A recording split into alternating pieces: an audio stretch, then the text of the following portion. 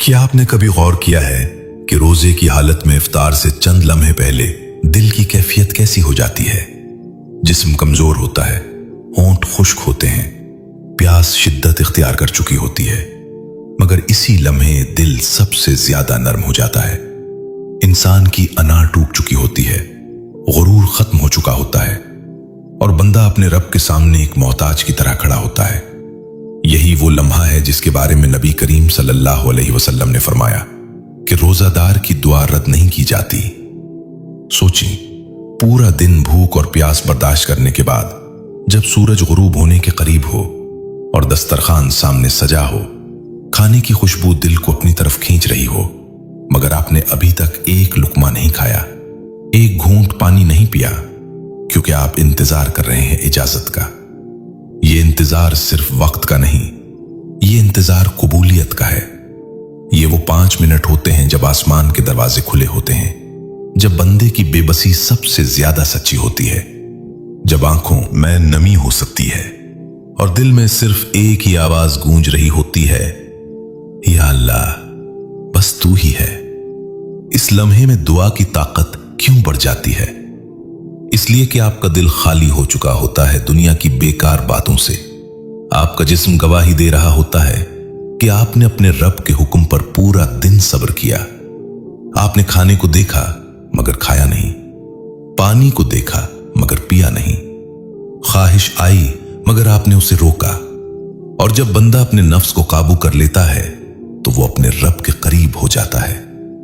कबूलियत की सबसे बड़ी शर्त इखलास है और इफ्तार से पहले के ये लम्हे इखलास की इंतहा होते हैं।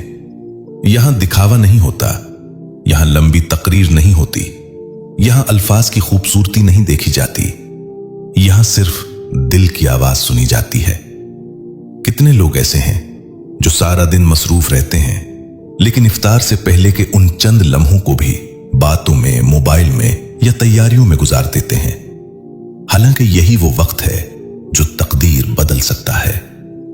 तकदीर बदलने का मतलब ये नहीं कि अचानक दुनिया बदल जाए, बल्कि ये कि आपकी जिंदगी का रुख बदल जाए, आपके दिल का हाल बदल जाए, आपके मसाइल में आसानी आ जाए, आपके घर में सुकून उतर आए। जरा तसव्वुर करें, अगर इन्हीं 5 मिनट में आप अपने रब के सामने बैठ जाएं, हाथ उठा लें, आंखें बंद कर लें और दिल की गहराई से मांगें, ना रटे हुए अल्फाज, ना लंबी फहरिस्त, बस सच्चाई के साथ कहें, ऐ अल्लाह, मैं कमजोर हूं, मुझे संभाल ले। ऐ अल्लाह, मेरी गलतियों को माफ फरमा दे। ऐ अल्लाह, मेरे घर वालों पर रहम फरमा। ऐ अल्लाह, मेरे रिस्क में बरकत दे, मेरे दिल को सुकून दे, मेरे गुनाहों को माफ कर दे।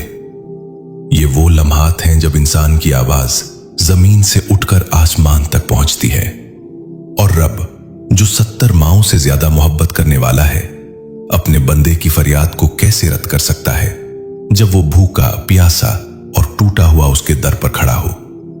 याद रखें, दुआ सिर्फ अल्फाज का नाम नहीं, दुआ दिल की कैफियत का नाम है। अगर दिल हाजिर नहीं तो जबान के अल्फाज खाली रह जाते हैं, लेकिन अगर दिल हाजिर हो, आंख नम हो और नीयत सच्ची हो, तो थोड़े से अल्फाज भी आसमान हिला देते हैं। इफ्तार से पहले के ये 5 मिनट दरअसल इम्तिहान के बाद का इनाम है। आपने पूरा दिन सब्र किया, अब आपके लिए कबूलियत का दरवाजा खोला जा रहा है। ये लम्हे जाया करने के लिए नहीं, ये लम्हे संभालने के लिए हैं। ये लम्हे चीख कर मांगने के लिए नहीं, टूट कर मांगने के लिए हैं, क्योंकि टूटा हुआ दिल ही सबसे कीमती पेशकश है जो बंदा अपने रब के हुजूर लेकर जाता है। और जब बंदा सच्चाई से मांगता है तो कभी कभी उसकी दुआ वैसे पूरी नहीं होती जैसे वो चाहता है, लेकिन उससे बेहतर अंदाज में पूरी होती है।